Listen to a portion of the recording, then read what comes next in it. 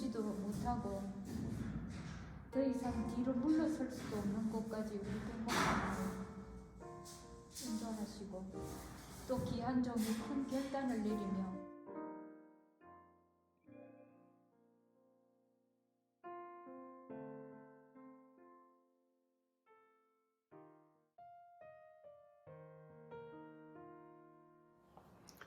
예수님교회 공사판 새벽예배 6번째 시간입니다.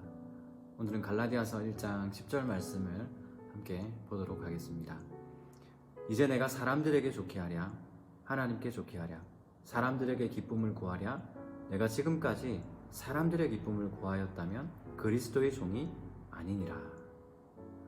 바울의 복음 사역은 결코 사람의 기쁨을 위한 사역이 아니었습니다. 철저히 하나님께서 부르신 그 길을 하나님의 기쁨을 위해 달려갔던 그런 사역자였죠. 바울이 그런데 갑작스럽게 이런 말을 꺼낸 이유가 무엇이겠습니까? 이 말을 조금 의역해보면 이해할 수가 있는데요. 이렇게 바꿔볼 수 있을 겁니다.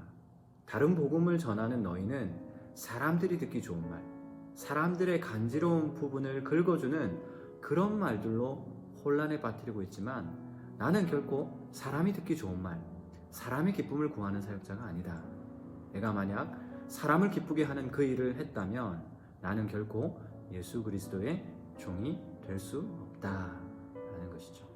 다시 말하면 다른 복음을 전하는 유대교의 그 말들은 사람들에게 듣기 좋은 말, 사람들이 만족할 만한 이야기들로 속이고 있다라는 것입니다. 그렇다면 유대교인들이 했던 그 말들이 왜 사람에게 기쁨이었고 사람들에게 만족을 주는 그런 이야기였을까요? 그것은 충분히 짐작해 볼 수 있습니다. 사람들은 자기가 다른 사람들보다 조금 나은 것이 있으면 자랑하게 되고 우쭐거리게 됩니다. 상대적인 만족감을 갖는 것이죠. 한번 생각해 보십시오. 내가 다른 사람보다 조금 더 좋은 차를 타고 있다면 그것만으로 충분히 자기 만족에 이를 수 있죠. 그런데 좋은 차를 타야 구원받는다고 한번 이야기해 봅시다. 혹은 화장실이 하나밖에 없는 집에 살면 구원받지 못하고 화장실이 2개 있는 집에 살아야 구원받는다라고 한번 가정해 봅시다. 그러면 좋은 차를 타고 좋은 집을 가지고 있는 그 사람은 그것으로 구원받았다고 만족할 수 있다는 것입니다. 그뿐만 아니라 그것을 마치 자기의 자랑으로 삼을 수도 있는 것이죠. 참 유치하고도 우스꽝스러운 이야기입니다. 구원은 결코 그렇게 우스운 것이 아닌데도 말입니다. 다시 한번 율법주의자들을 생각해 봅시다. 그들은 자신들이 선택받은 민족의 혈통에서 태어났음을 자랑했고 또 자기가 받은 그 할례를 자랑했습니다. 그것이 구원에 이르는 도구인 것처럼 그렇게 주장을 했던 것이죠. 그러니 더 좋은 혈통 그리고 할례의 유무에 따라서 구원에 이를 수 있다고 이야기하니까 유대교의 혈통에 할례를 받은 이 사람은 그것만으로 충분히 자기 만족에 이를 수 있게 되는 것이죠.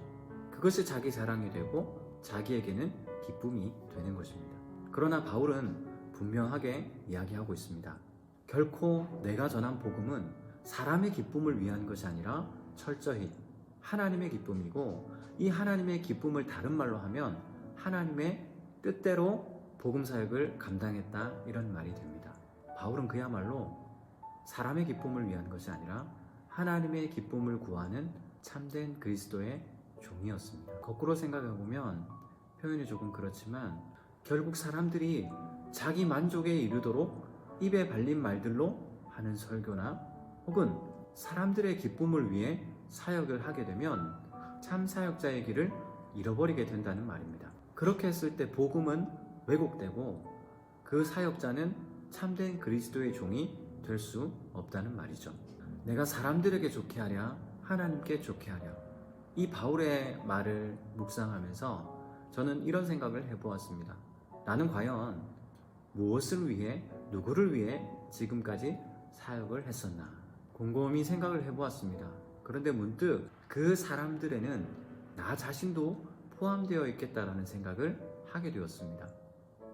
무슨 말이냐면 하나님의 사역을 한다고 하면서 나의 만족과 나의 유익을 위해서 사역을 했었던 지난날의 저의 모습을 떠올리게 되었습니다. 저는 이 말씀을 묵상할 때마다 나는 다른 어떤 사람들의 만족을 위해서, 성도들의 기쁨을 위해서 설교하지 말아야지, 사람들의 기쁨을 위해서 사역하지 말아야지, 이런 생각을 했었습니다. 그런데 정작 그 다른 사람들의 저 자신이 포함될 것이라고는 전혀 생각하지 못했던 것이죠. 지난 시간들을 되돌아보니 저는 철저히 나 자신의 기쁨을 위해 사역했던 사람이었습니다. 좋은 설교자가 되려고 그렇게 노력했던 것도 결국은 사람들에게 좋은 설교자라고 칭찬받고 싶었고, 목사님은 좋은 사람입니다 라는 그런 듣기 좋은 말들 때문이었습니다. 부목사로 사역하면서 이것도 저것도 다 잘하는 목사라는 말을 듣고 싶어서 그렇게 열심히 사역했었던 지난날의 저의 모습을 되돌아보게 되었습니다.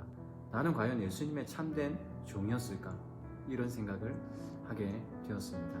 그러나 제가 교회 개척을 선택하게 된 것은 결코 저의 만족이나 저의 기쁨을 위한 것이 아니었다고 감히 말씀드릴 수 있습니다.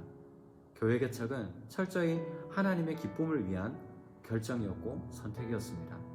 만약 저의 기쁨을 위해 선택을 해야 했다면 저는 결코 개척을 결정하지 않았을 것입니다. 왜냐하면 그 길이 너무 힘들다는 이야기를 많이 들었기 때문입니다. 최근에도 개척 3년 되신 선배 목사님께서 연락이 오셨습니다. 개척은 결국 자기 자신과의 싸움이고 광야에서 하나님을 만나는 그러한 시간들이 될 거라는 그 선배 목사님의 이야기를 들으면서 저는 그분이 어떻게 사역해 왔는지, 그리고 그분의 어려움과 아픔이 무엇이었는지 철저히 마음으로 공감하게 되었습니다. 그럼에도 불구하고 교회 개척은 저의 기쁨을 위한, 저의 만족을 위한 그러한 선택이 아니라 하나님의 기쁨과 또 하나님의 만족을 위한 그러한 선택이었음을 늘 기억하고, 이 광야 같은 개척의 길 가운데에서 이 첫 마음을 절대 잃지 않으려고 합니다.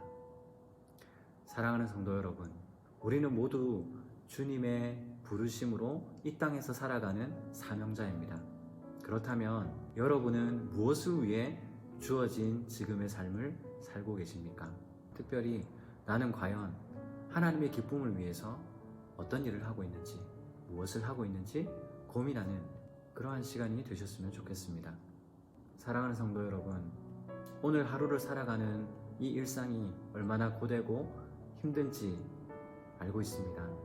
그럼에도 불구하고 오늘 나의 일상이 하나님의 기쁨이 되는 삶이 될 수 있기를 결단하는 그러한 새벽의 시간이 되시기를 주님의 이름으로 축복합니다. 기도하겠습니다.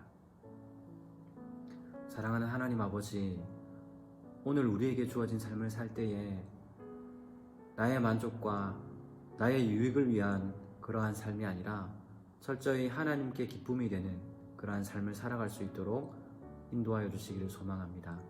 하나님, 그럼에도 불구하고 우리의 삶은 너무 고되고 고단하고 어렵고 힘든 그러한 삶이 이어지고 있습니다. 그것을 누구보다도 잘 아시는 주님, 너희의 입을 것과 너희의 쓸 것을 채우시겠다고 주님 말씀하셨사오니 우리는 먼저 그의 나라와 그의 의를 구하며 하나님 나라의 사역을 위해 한 걸음 한 걸음 걸어갈 수 있는 그러한 저희들이 되기를 원합니다. 하나님께서 나와 함께 하시고 계시다는 사실을 기억하게 하여 주시고, 힘들고 어려운 성도들 주님 찾아가셔서 내가 여기 있다 말씀하여 주시옵소서. 그래서 오늘 하루 삶을 살아갈 때에 하나님 주신 그 사명자의 길을 묵묵히 걸어갈 수 있는 우리 성도들이 될 수 있도록 축복하여 주시옵소서. 특별히 기도하는 것은 무엇보다 나의 만족과 나의 유익을 위해 사역하는 목회자가 아니라 하나님의 기쁨을 위해, 하나님의 만족을 위해 사역하는 목회자가 될 수 있도록 도와주시고, 그렇게 예수님 교회가 세워져 갈 수 있도록 주님께서 역사하여 주시옵소서. 오늘 하루의 삶 가운데에도 주님이 함께 걸어가 주실 줄 믿사옵고 이 모든 말씀 예수님의 이름으로 기도드리옵나이다. 아멘.